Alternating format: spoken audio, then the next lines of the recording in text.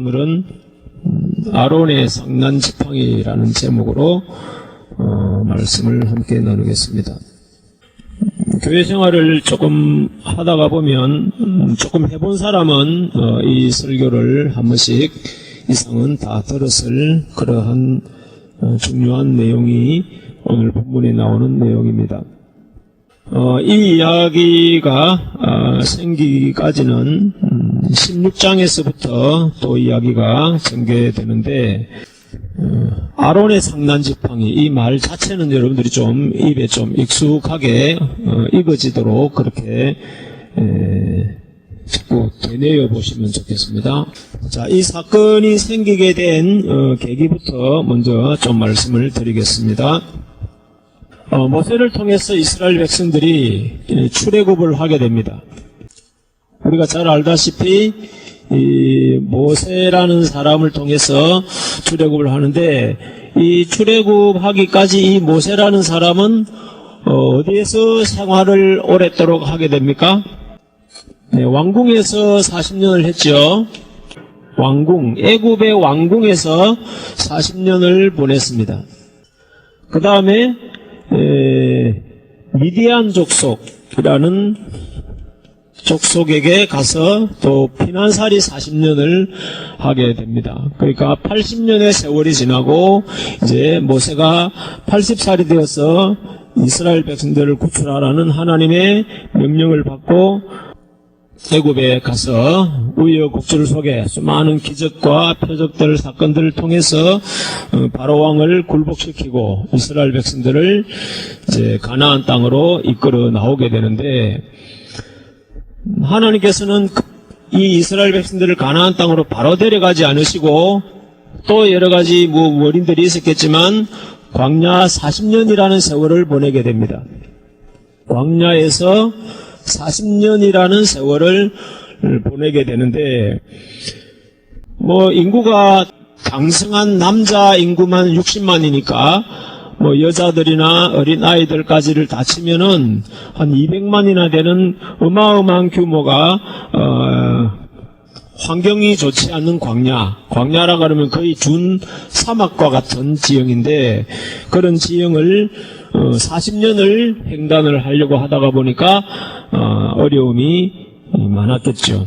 낮에는 덥고 밤에는 춥고 먹을 건 없고 물도 없고 이런 여러 가지 열악한 환경 속에서 광야 40년을 이렇게 지내는 과정인데, 그러다가 보니까 불평불만이 많이 생길 거 아니에요. 에? 어떤 사람은 왜 애굽에 조용히 잘 살고 있는데 이렇게 불러내서 이 생고생을 시키냐, 애굽에 있었더라면 이런 고생은 안 했을 거야 하면서 항의를 하고, 조금만 배만 고파도 모세에게 항의를 하고 데모를 하고 이제 이런 과정들이 계속 반복됩니다. 반복되다가 이제는 어떤 근본적인 사건까지 생기느냐 하면은, 이전까지의 여러 가지 많은 이스라엘 백성들의 항명이라고 할까요? 반항들은 그냥 무슨 생활이 불편하니까 먹을 게 없어서 불평하고 또 목이 말라서 불평하고, 이런 일시적인 환경적인 요인에 의해서 모세를 대항을 하게 되었는데, 이 16장에서부터 나타나는 이 대항은 아주 근본적이면서도 조직적인 그런 반항운동이 지금 일어나고 있는 겁니다. 우선 16장 1절을 한번 보실까요? 1절 제가 읽겠습니다.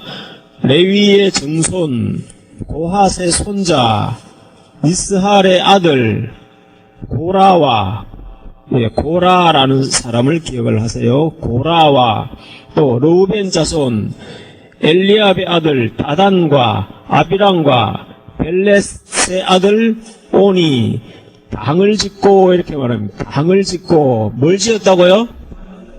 예, 당을 지었다. 이 모세를 대항해서 당을 지었다. 이 당이 무서운 거예요. 우리 조선시대에 보면은 당쟁 그러죠. 당쟁. 당이라는 게 상당히 아주 무서운 거예요. 우리 어떤 개인적인 어떤 클럽이나 또 동아리나 이런 것에서도 크게 뭐 드러나지 않은 가운데 이렇게 당이 생기는 겁니다. 전라도 사람끼리, 경상도 사람끼리, 뭐 고등학교 출신끼리, 대학 출신끼리 이렇게 암묵적인 당이 되어지면 이게 그냥 우리끼리 좀 친한 사이야 하고 좀 달라요. 당이 되어버리면 특징이 뭐냐니까 옳고 그름의 기준이 없어져 버려요. 우리 편이 하면 옳은 거고 저쪽 편이 하면은 무조건 틀린 것이고 이렇게 돼버려요. 당쟁이 돼버리면 이것은 옳고 그름의 문제가 아니라 우리 편이 이기냐 너희 편이 이기냐라는 이런 싸움이 돼버리는 거예요. 그 우리나라 정치판 모양하고 좀 비슷하죠. 이게 당이 된다는 게 굉장히 무서운 건데 여기에 지금 이제 당이 되었어요. 이전에는 그냥 단지 배고파서 항명을 하고 목이 말라서 항명을 했지만 이번에는 좀 그 당을 짓는 성격이 다릅니다. 그런데 그 당을 짓게 된 그 출신 성분을 우리가 잘 유념해 보셔야 돼요. 당을 짓게 된 사람들의 출신 성분을 잘 이해를 해야 돼요. 뭔 출신 성분? 이렇게 생각하시겠죠? 우리나라도 보면 경상도 출신, 뭐 전라도 출신, 뭐 경복고 출신, 경기고 출신 이러면서 막 학벌이 이렇게 뭉쳐 있잖아요.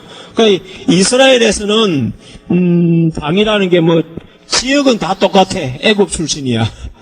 애굽 출신인데 근본적으로 이 이스라엘을 구성하고 있는 단위가 뭐냐니까 지파라는 단위가 구성되어져 있는 거죠. 몇 지파예요?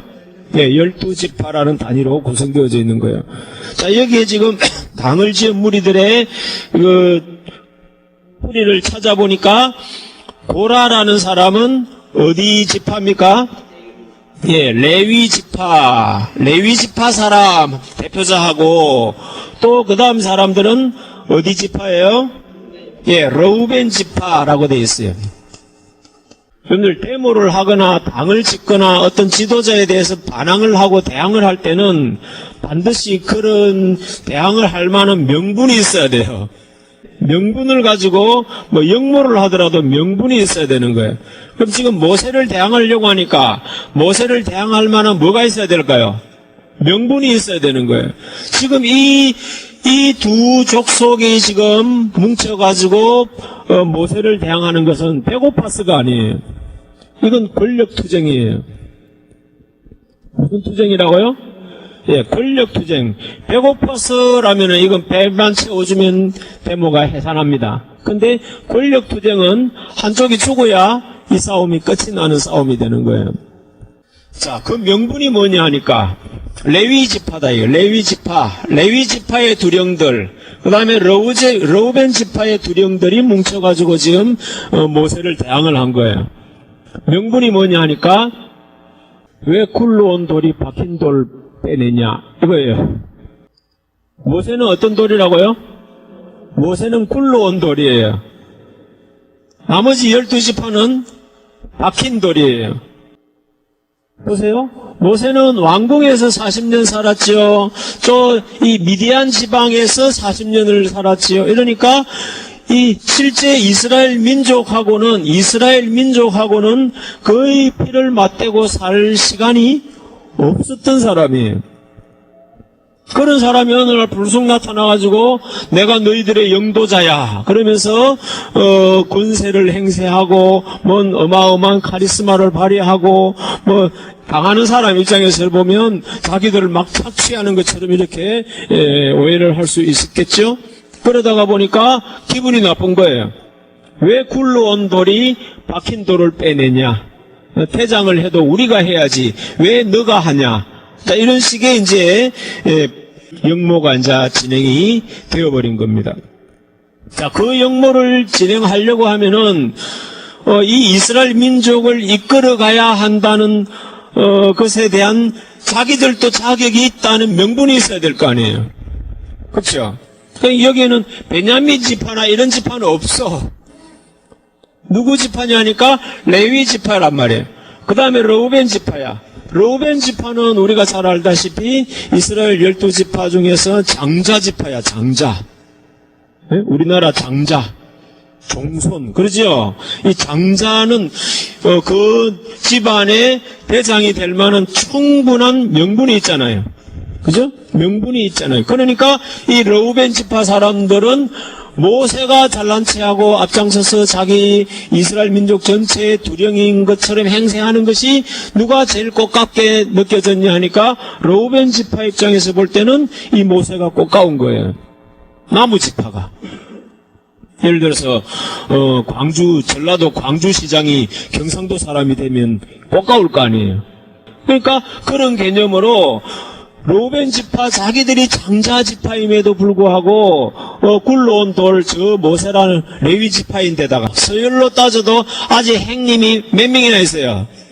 세 지파나 형님 지파가 세 지파나 있는데 지금 네 번째 지파에서 굴러온 돌이 어느 날 자기들의 영도자라고 행세를 하니까 제일 장남이 제일 열받을 거 아니에요. 그 다음에 둘째 아들은 또 형님 눈치만 볼 거 아니에요. 또 셋째 아들은 또 위에만 눈치만 보겠죠. 그러니 제일 총대를 메고 르우벤 지파의 두령이 왜 니만 대장이냐? 우리도 할 수 있다. 이렇게 명분을 내세웠고, 또 레위 지파 사람들은 모세와 아론이 레위 지파 출신이다가 보니까 같은 레위 지파 출신이다가 보니까 우리도 레위 지파인데 1년씩 돌아가면서 하자. 이제 연말 총회를 하면은 각 부서의 회장들 선출들을 하고 이러잖아요. 장기 집권하면 어떤다 그래요? 총 맞습니다. 그러니까 돌아가면서 하자. 이렇게 되는 거죠. 우리도 레위 집하고, 우리는 박힌 돌이고, 너는 굴러온 돌인데 왜 너만 혼자 대장질 해야 되냐. 자, 이렇게 해서 이 레위 지파와 르우벤 지파가 의기투합을 해가지고 누구를 대항하느냐니까 모세를 대항하는 거예요. 자, 만약에 이 전쟁이 이제 우리 사극 드라마에 나오는 전쟁처럼 됐다고 칩시다. 그러면 모세가 제거됐어요. 모세가 제거되면 어떤 일이 벌어질까요? 또 레위 지파하고 르우벤 지파가 또 권력 투쟁을 하겠죠. 자, 이게 이제 권력에 대한 생리인데, 자, 어쨌든 이들과 지금 이 모세와의 지금 대항이 벌어지게 된 거예요. 그러니까 모세는 어떻게 보면 내부적인 지지 기반이 없어. 내부적인 지지 기반이 없어 놓으니까 와르르 달라들면 총대를 메고 모세를 방어할 그런 지지 기반이 없는 거예요. 그러니까 이 모세는 뭔 일이 생기면 하소연할 데가 어디밖에 없어요. 네, 하나님한테밖에 없는 거예요. 네? 하나님한테밖에 없으니까 하나님 얘들이 지금 날 죽이려고 합니다. 하나님 길을 열어주세요 하고 이제 하나님하고 씨름을 할 수밖에 없는 입장이 되겠죠. 그러니까 하나님 모세 빼고 누구밖에 없어요. 예, 하나님밖에 없고 다른 사람들은 빼기 60만이 다 저거 편이라고 해도 과언이 아닌 그런 입장이지요. 자, 그런 입장에서 지금 모세는 외로운 싸움을 하는 거예요. 예, 바른 길을 간다는 것은, 정도를 간다는 것은, 하나님을 바르게 섬긴다는 것은 이런 외로운 길이에요. 여러분, 외로움을 못 이기면 어떠한 일도 해낼 수가 없어요. 이런 이야기들은 여러분들 마음의 양식으로 삼으시고, 자, 오늘은 이제 이야기를 진행하겠습니다. 자, 이러한 가운데 이제 우여곡절 속에서 하나님께서 이제 이 모세를 대항하는 사람들에게 이제 재앙을 내리는 거예요. 여러 가지 재앙을, 땅이 막 갈라져 가지고 사람들을 다 막 땅에 묻어버리고, 또 여러 가지 질병이 생겨 가지고 또 사람들에게 재앙이 떨어지게 되었는데, 그렇게 해서 죽은 사람들이 49절 볼까요? 16장 49절에 고라의 일로 죽은 자 외에 연병에 죽은 자가 14,700이라 그렇게 이야기하고 있습니다. 몇 명이라고요? 예, 14,700명이라. 그 앞에 보면은 35절을 보시면, 그 앞에 35절을 보시면 여호와께서 불이 나와서 분향하는 250인을 소멸하였더라. 이렇게. 앞에는 250명을 죽이고 여기서는 지금 14,700명을 죽이고, 이 방쟁에 의해 가지고 영문도 모르고 죽어가는 사람들이 이렇게 14,700명이라는 사람은 영문도 모르는 선 가운데 이런 죽음을 맞이하게 된 것이죠. 자, 이렇게 이제 이 하나님께서 일방적으로 모세의 입장, 모세의 권위를 세워주심으로 해서 이제 이 분쟁에 대해서는 이제 일단락이 되어졌습니다. 자, 그러고 이제 하나님께서 이스라엘 백성들에게 이 이스라엘 민족을 이끌어가야 될 지도자가 누구인지에 대해서 이스라엘 민족 전체에게 공표하는 하나의 상징적인 사건을 하나님께서 만드시는 거예요. 그 만드시는 내용이 뭐냐 하면은 그 1절부터 17장의 1절부터 보시면은 각 12지파에 두령들이 있다 이거죠. 네? 그 두령들이 있는데 족장들이라고 할 수도 있겠죠. 가문의 제일 종손들이겠죠. 자, 그런 두령들을 상징해서 그 두령들에 해당되는 지팡이를 하나씩 가져와라. 지팡이를 하나씩 가져와라. 그리고 그 지팡이에다가 각 지파의 이름을 기록해라. 지팡이 섞어버리면 누구 지팡이인지가 구분이 안 되니까 그 지팡이에다가 어느 지파하고 이름을 새겨서 그 지팡이를 다 내어놓아라 하는 겁니다. 자, 그렇게 내어놓고는 그 지팡이를 어디다가 두느냐 하니까 우리 성막 배우셨죠? 자, 성막에 보시면은 지성소가 있고 성소가 있어요. 지성소가 있고 성소가 있습니다. 이 성소에는 7의 정대와 12 떡상과 향로가 이렇게 있고 여기 물두멍과 번제단은 옆 밖에 있죠. 자, 옆 밖에 있는 건 지금 내두겠습니다. 그 다음에 여기 지성소 안에는 뭐가 있느냐니까 언약궤가 있죠. 언약궤를 사고 있는 그룹들이 있고 이 언약궤에는 황금으로 이렇게 잘 만들어져 있는 그런 언약궤가 안에 지성소 안에 있어요. 그런데 이 12개의 지팡이를 어디에다가 두느냐 보니까 다시 볼까요? 4절부터 봅니다. 그 지팡이를 회막 안에서 내가 너희와 만나는 곳인 정극궤 앞에 두라. 정극궤라는 말은 언약궤라는 말과 같은 말이죠. 정극궤 앞에 두라. 내가 택한 자의 지팡이에는 싹이 나리니 이것으로 이스라엘 자손이 너희를 대하여 원망하는 말을 내 앞에서 그치게 하리라. 자, 12지팡이. 지팡이에요, 지팡이. 우리 사명대사가 뭐 들고 다니던가요? 지팡이 들고 다니죠? 그런 지팡이는 이미 말란 나무 가지를 잘라서 만든 지팡이이기 때문에 그 지팡이에는 생명이 있어요, 없어요? 요즘 생물학자한테 물어보면 유전학적으로 유전자는 살아있어요. 이렇게 말할지 모르겠지만, 이런 당시에는 이 지팡이는 죽어 있는 거단 말이에요. 완전히 마른 막대기단 말이에요. 그 마른 막대기에서 뭐가 날 거라는 거예요? 싹이 난다는 거예요. 그 싹이 나는 그 지팡이의 주인이 이 이스라엘 민족을 이끌어가야 할 지도자임을 내가 모든 백성들 보는 앞에서 공표하리라 이렇게 되는 거예요. 여러분들 우리 민주주의는 뭐 하는 거예요? 투표하죠. 투표해서 사람들을 선발을 하죠. 대통령도 뽑고 국회의원도 뽑는데 이게 항상 좋은 것만은 아니에요. 왜? 우리 선거를 많이 치러보면 알겠지만 잘못된 선거를 하고 잘못된 투표를 하는 일들이 얼마나 많습니까?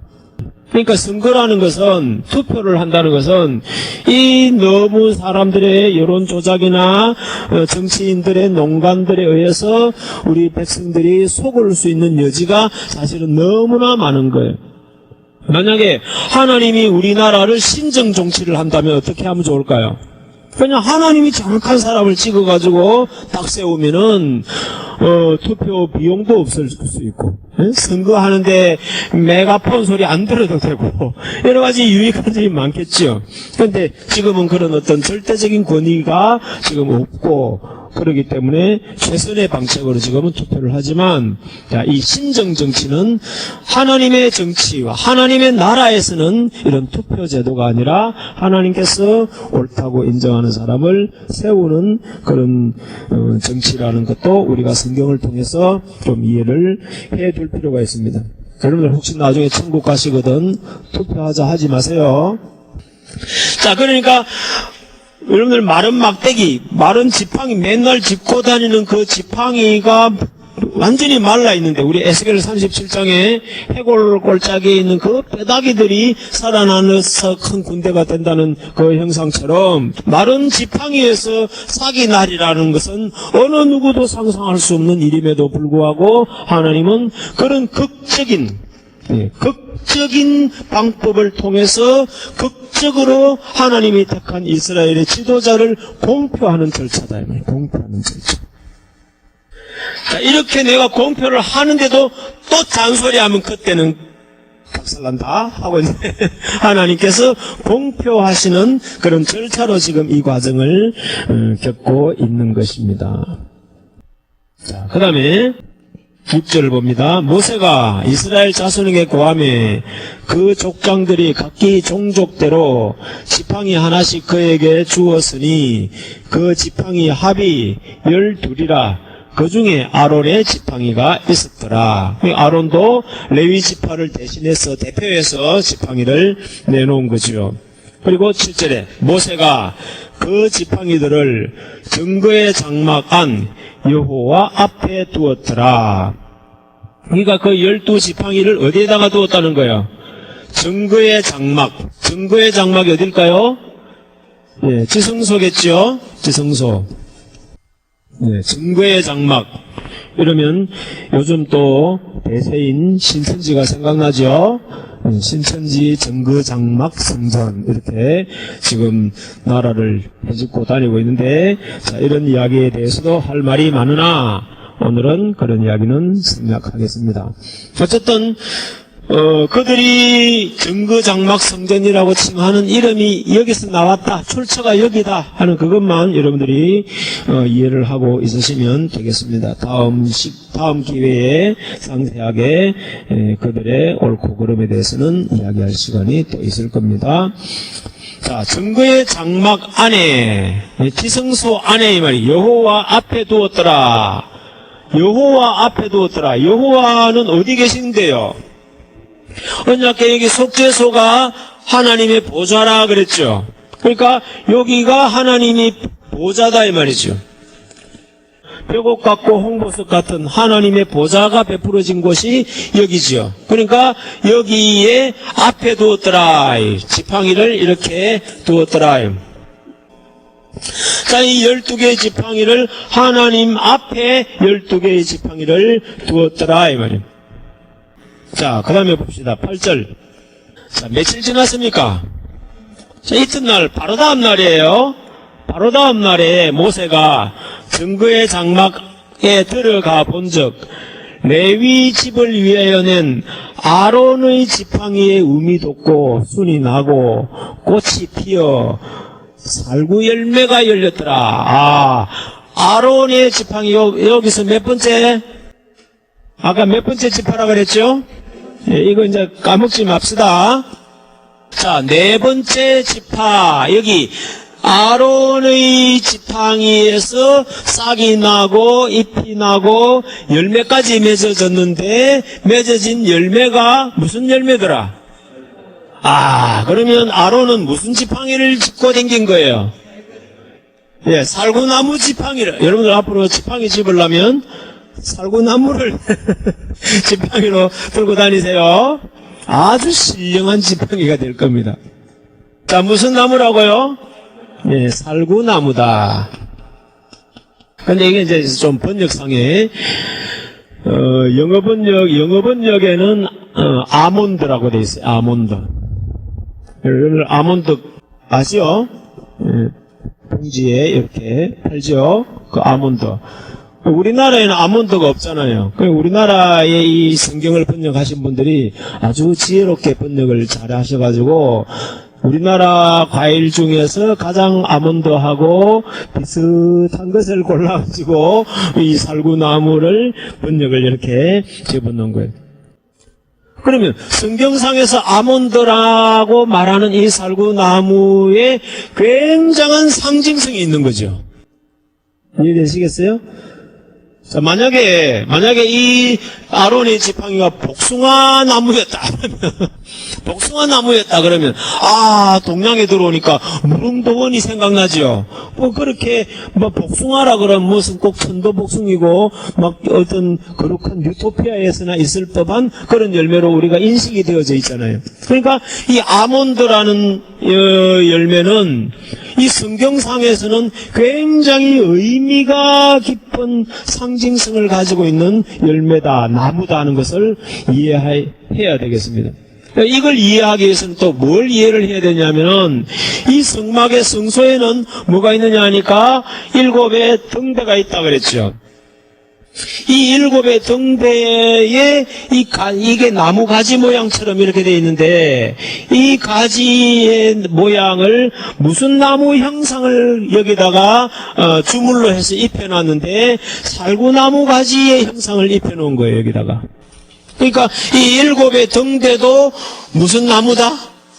네, 살구나무다. 이 7의 등대도 살구나무고 아론의 지팡이도 무슨 나무고? 살구나무고 이렇게 돼 있는 거예요. 예레미야 1장에 가보면은 예레미야가 환상을 보는데 하나님께서 예레미야 보고 예레미야야 뭘 보느냐 그러니까 살구나무 가지를 보나이다 이렇게 돼 있는 거예요. 그러니까 살구나무 물론 이제 영어 번역에서는 다 뭡니까? 아몬드입니다. 그러니까 뭘 보느냐? 아몬드를 봅니다. 우리나라 사람한테 물어보니까 뭘 봅니까? 이렇게 뭘 보냐? 이렇게 물어보면 뭐라 할까요? 살구나무 가지를 보나이다 이렇게 번역이 되어 있는 거예요. 근데 또 이 우리나라에서도 이 살구나무라는 게 여러분들은 별로 큰 의식이 없이 살지 모르지만 이 우리나라 조선시대나 이럴 때도 이 살구나무가 가지는 상징성이 굉장히 깊어요. 이게. 우리 과거 시험을 쳤죠. 과거 시험에 최고 등급으로 장원급제를 하고 나면 관이 있죠. 머리에서는 관이 있고 여기 요렇게 달려 나오는 나무가지 있죠. 그게 살구가지예요. 그러니까 이 살구라는 것이 가지는 성경상에서 또 우리나라가 가지는 풍습 속에서 이 살구나무가 가지는 굉장히 큰 상징성이 있는 거예요. 그걸 이제 추적을 해서 성경으로 들어가 보면 성경의 이 나무가 상징하는 바가 훨씬 더 의미가 깊다는 것을 우리가 이해할 수가 있는 것입니다. 그리고 우리가 이런 말도 과일 중에 어떠면 살구다. 과일이 살구가 그렇게 맛있는 건 아니거든요. 맛있는 건 아닌데 그런 상징성들이 우리에게 전수되어 오던 그 의미와 또 성경에서 아몬드라는 것으로 상징성으로 전수되어졌던 그 의미가 절묘하게 그렇게 매치가 되고 있다는 것을 우리가 생각하고 본다면 좀 더 의미가 아주 신묘한 그런 맛을 느낄 수가 있을 것입니다. 어쨌든 우리는 지금 우리 번역을 가지고 살구라고 번역을 했고 또 그렇게 우리가 많이 알고 있기 때문에 그렇게 믿고 계셔도 되겠습니다. 자, 그런데 이 살구나무 가지를 하루 만에 이 지팡이를 꽂았는지 눕혔는지 모르겠지만 이 지팡이를 하루 사이에 이게 삭이 나고 또 잎이 나고 또 꽃이 펴야 될 거 아니에요. 열매가 맺으려면 꽃이 피고 또 열매까지 맺혀지고 이런 도저히 우리 자연계에서는 있을 수 없는 그런 현상들을 이렇게 보여주시면서 이게 특별한 만큼 이 지팡이에서 이 살구 열매가 맺혀진 이것이 특별한 만큼 내가 이 레위 지파 모세와 아론을 향한 사랑도 특별하다는 것을 보여주는 거예요. 내가 어떤 사람을 사랑하는데 사랑의 정표로 그 초콜릿 한 개로 때우려 그러면 그 사랑의 의미가 깊지 않잖아요. 그러니까 이 모세와 아론을 향한 하나님의 사랑과 계획이 특별한 것이기 때문에 이런 특별한 것들로 하나님께서 정표를 보여주신 거예요. 자, 이것으로 인해서 이제 모든 이스라엘 백성들은 이제 다시는 모세와 아론에 대한 근본적인 한거를 할 수 없도록 하나님께서 권위를 푹 실어 주셨다 이 말입니다. 자, 그리고 이제 이스라엘 백성들은 유유히 또 40년에 남아있는 광야 여정을 유유히 밟게 되겠죠. 자, 이 사건은 이것으로 이제 일단락이 되어지는 거예요. 자, 문제는 뭐냐? 이제부터 우리가 해야 될 이야기를 시작해야 되겠습니다. 자, 우리가 성경의 역사는 역사가 아니라 뭐라 그랬죠? 예언이라 그랬습니다. 성경의 역사는 역사가 아니라 예언이다 그랬습니다. 아브라함이 이삭을 어디에서? 모리아 산에서 바치려고 했던 그 사건은 단지 역사가 아니라 앞으로 이스라엘 민족들이 400년 후에, 아브라함 이후에 400년 후에 이스라엘 민족들이 가나안 땅으로 돌아왔을 때, 그때 나라를 이루었을 때 수도를 세울 곳을 점찍어 놓으신 그것이 바로 모리아산 이삭의 제단이었단 말이에요. 그리고 그 이름이 나중에는 예루살렘이라 칭해지고 거기에 거룩한 성전이 세워지고 또 1000년 후, 아브라함부터는 2000년 후에 그 자리에 예수님께서 십자가를 지고 죽으시는 그 장구한 계획과 예언이 이 모리아산 이삭의 제물 사건 속에 예언적인 의미가 담겨져 있었던 것처럼 이 아론의 상난 지팡이 이야기도 단지 그 당시에 있었던 하나의 에피소드로 끝나는 이야기가 아니라 이 이야기는 수천 년에 걸친 하나님의 구원 역사에 있어서 앞으로 펼쳐질 미래를 이 상징적인 사건을 통해서 예언을 하고 있다는 사실에 우리는 주목을 해야 됩니다. 문제는 오늘 우리 기독교인들이나 많은 종교 지도자들이 또 우리 목사님들이 이런 예언적인 관점을 알지 못하고 있기 때문에 그냥 이 설교를 가지고 목사한테 달라들면 안 돼요 이렇게 목사한테 달라들면 저주받아요. 땅에 파묻혀요. 지진이 일어나가지고 땅에 매몰돼요. 이제 이렇게 목사님들의 자기 권위를 세우는 쪽으로 이 본문들을 이용하고 있지만 이런 것들은 그런 수준에 끝나는 이야기가 아니에요. 그렇다면 이 이야기가 장래적으로 미래적으로 말하고자 하는 하나님의 계획이 무엇인지 우리가 주목을 해야 됩니다. 그리고 이제 여러분들 이 아론의 상난 지팡이라는 이름을 가지고 유튜브나 이런 데서 치면은 설교하신 많은 목사님들이 계세요. 그런 분들 중에서도 이제 이것도 예언입니다라는 쪽으로 해서 십자가를 지신 예수님, 마른 막대기, 죽은 막대기에서 새로운 열매가 맺어졌으니까 예수님의 부활로 설명을 하는 분들도 많이 있습니다.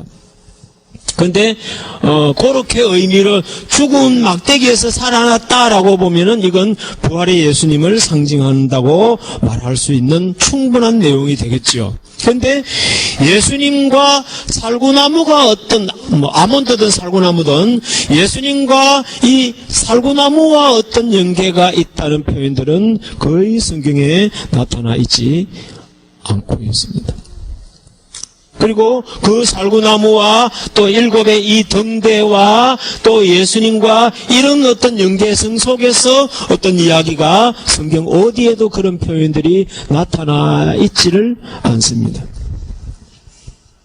그렇다면 단지 예수님의 부활 자체만으로 설명하자면 이렇게 이루어졌다, 예언적인 예표다 이렇게 볼 수 있지만 우리가 이것을 더 근본적으로 우리가 그것이 다가 아니라면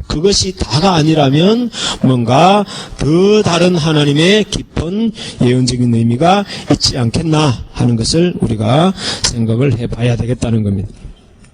자, 이걸 어디로 가보느냐면 요한계시록으로 가보겠습니다.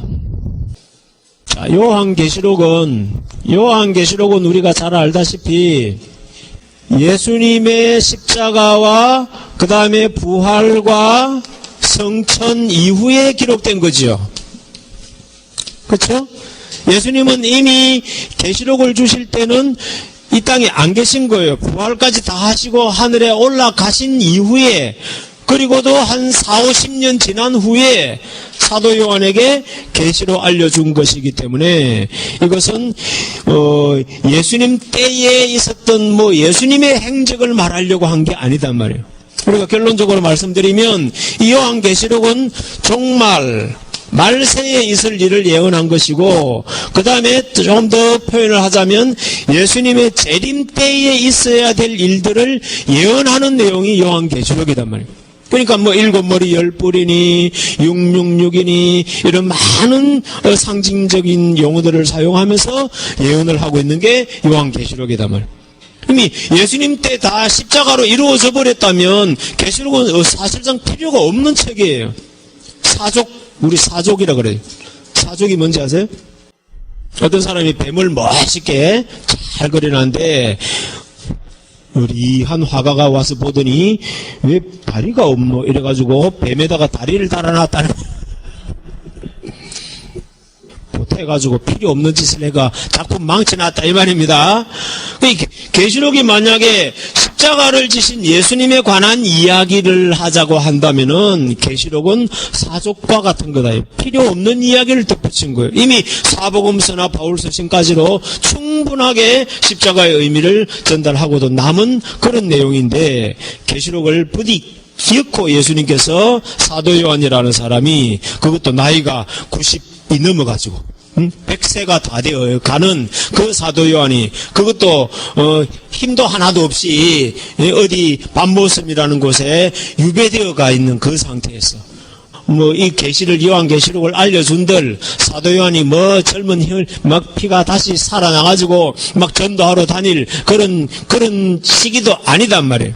단지 요한계시록은 사도 요한이 받아서 기록만 남겨놨을 뿐이지, 그걸 가지고 어디 전도를 하러 다니거나 계시록을 알리러 다니거나 그렇게 할 수도 없는 그런 형편이었단 말이에요. 자, 그럼에도 불구하고 예수님께서 이 사도 요한이 거의 죽기 직전에 이 요한계시록을 알려준 것은 과거에 예수님의 행적을 밝히려고 하는 것이 아니라 재림에 관련된, 종말에 관련된 이야기를 우리에게 알려주시기 위해서. 왜? 성경 자체는 예언이 목적이단 말이에요. 미래를 알려주는 것이 성경의 목적이기 때문에 이러한 예언을 통해서 우리 마지막 시대를 살아가는 성도들이 어떻게 깨어서 신앙생활을 해야 될 것인지에 대한 안내를 주기 위한 그런 계시록을 주신 거단 말이에요. 자, 그 계시록 속에 이 살구나무가 등장을 하는 게 문제가 되는 거다 이 말이에요. 자, 여기 아론의 상난 지팡이를 하나님께서 기념으로 취해가지고 이 언약궤 안에다가 두었다 이 말이에요. 언약궤 안에는 뭘 두었죠? 또 만나가 담겼던 항아리, 그리고 모세가 돌판 10계명을 기록했던 돌판 2개를 기념으로 이 언약궤 안에 넣어서 항상 들고 다녔단 말이에요. 자, 이렇게 중요한 것들을 이 언약궤 안에다가 담아두어서 영원한 표징으로 삼았다. 정표로 삼았다 이거예요. 그리고 솔로몬 이후에 성전이 완전히 회멸되어 버리고 이 언약궤 존재 자체도 지금은 찾아볼 수 없는 그런 형편임에도 불구하고 이 요한계시록에 이 살구나무가 출현을 한단 말이에요.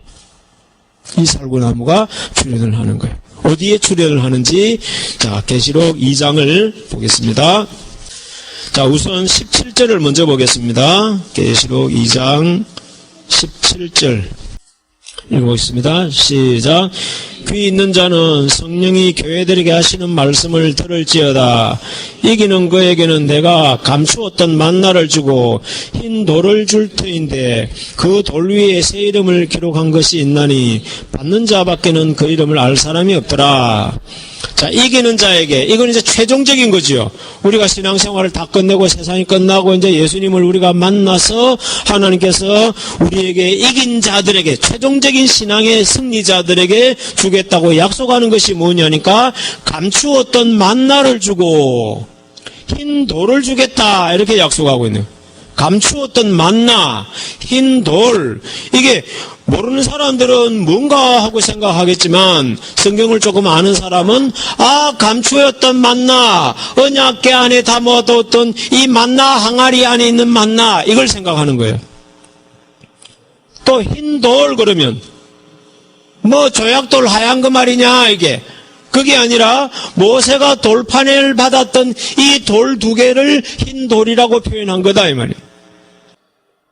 그럼 이걸 통해서 우리가 생각해야 될 건 뭐냐면 이 언약궤 안에 만나 항아리와 이 돌비석 두 개를 담아둔 것은 당시 이스라엘 사람들의 광야 생활을 동반하는 그런 어떤 에피소드거리로 주신 것이 아니라 이 이야기는 하나님의 먼 미래를 둔 구원 역사를 담은 아주 중요한 표징이다 이 말이에요. 표징. 다시 쉽게 표현을 하면 우리가 하나님을 열심히 잘 믿고 구원을 받아서 하나님의 보좌 앞에 갔을 때, 하나님에게로 갔을 때 받는 선물이 뭐냐니까 이 언약궤 안에 있는 감추인 만나와 이 흰 돌을 선물로 받는 거다. 이걸 받는 사람은 천국 간 사람이고 이걸 못 받는 사람은 천국을 못 간 사람인 거예요. 아무리 우리 할머니가 예수를 잘 믿어가지고 천국 가셨을 거예요. 이렇게 우리가 믿어도 하나님이 보실 때 흰 돌도 안 주고 감추인 만나도 안 줬다 그러면 그 사람은 구원 못 받는 사람이다. 그러니까 여기는 천국을 상징하는 거예요. 이 언약궤는 뭘 상징한다고요? 네, 천국을 상징하는 거예요. 천국. 우리가 이기고 천국에 갔을 때 받는 게 뭐라고요? 감추었던 만나와 흰 돌을 받는 것이다 이렇게 말합니다. 그만큼 이 언약궤라는 것은 지금 역사적으로는 그 언약궤가 있네 없네 인디아나 존스가 성배를 찾네 안 찾네 그런 문제가 아니다 말이에요. 그건 없어져도 좋아. 성경상에 남아 있었던 이 언약궤 속에 있는 이 존재들의 상징성은 영원히 신앙 역사 속에 살아있다는 것을 알아야 된다. 자, 그 다음에 2장 7절을 봅시다. 2장 7절, 계시록 2장 7절을 보겠습니다. 귀 있는 자는 성령이 교회들에게 하시는 말씀을 들을지어다. 이기는 그에게는 내가 하나님의 낙원에 있는 생명나무의 과실을 주어 먹게 하리라. 자, 이기는 자에게는 낙원에 있는 생명나무 과일을 주어 먹게 하리라. 자, 그러면 생명나무는 어디에 있다? 예, 낙원에 있다 이거예요. 낙원에 가니까 생명나무가 있는 거죠. 우리 불교나 기독교나 유교나 다 낙원에 가면은 천국 가면은 무릉도원 가면 극락 가면 천국 가면 다 있는 게 이 생명나무다 말이에요. 생명나무 있는 곳이 어디예요? 낙원인 거예요. 낙원. 그런데 그 생명나무는 우리가 생각하는 영원한 천국에 있어야 될 그 생명나무인데 그 천국에 있어야 될 생명나무에 대한 표징으로 주신 것이 무엇이냐니까 이 아론의 상난지팡이다 이 말이에요. 왜? 죽었던 나무에서 생명이 일어났으니까.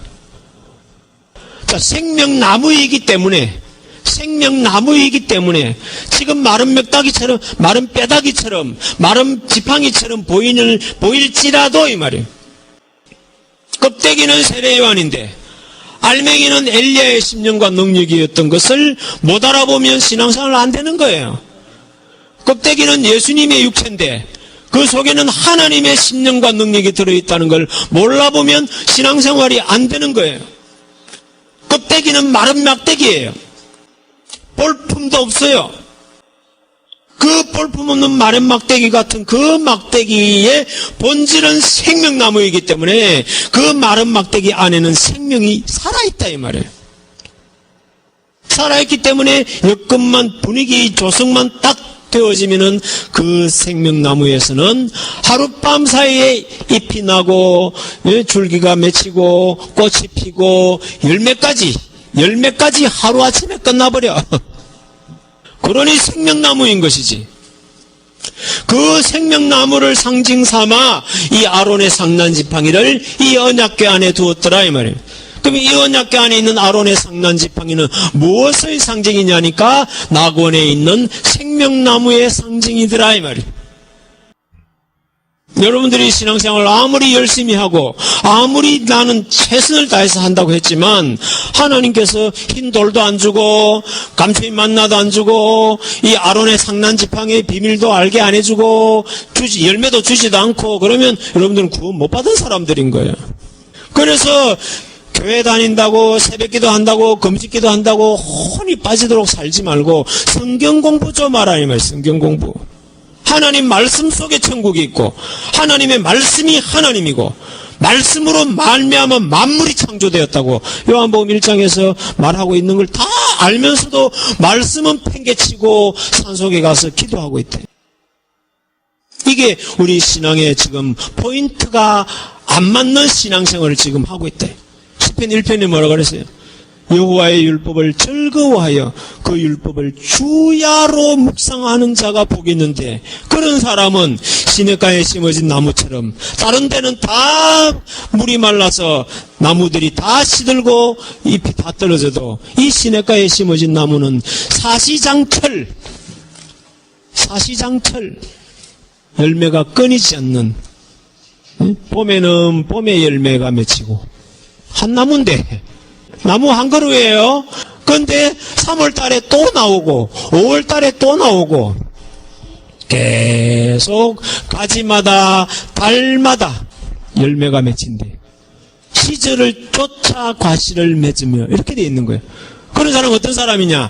금식기도 하는 사람, 새벽기도 한다고 산에 가 있는 사람, 소나무 뿌리 뽑는 사람, 이런 사람이 아니라 말씀을 뭐 하는 사람? 주야로 묵상하는 사람에게 그런 복이 간다. 자, 그런 나무가 어디 있는지 계시록 22장을 가보세요. 계시록 22장 이제 막판입니다. 성경의 끝판이에요.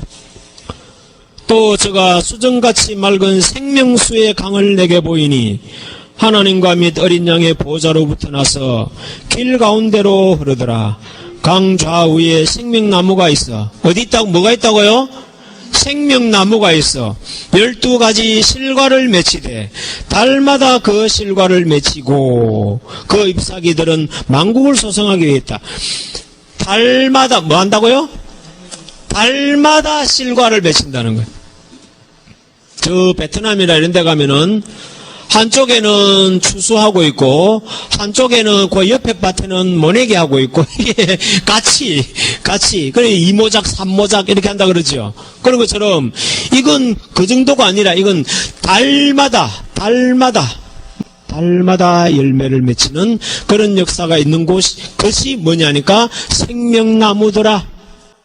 오늘 따먹었는데 내일 보니까 또 그 자리에 또 열매가 있네.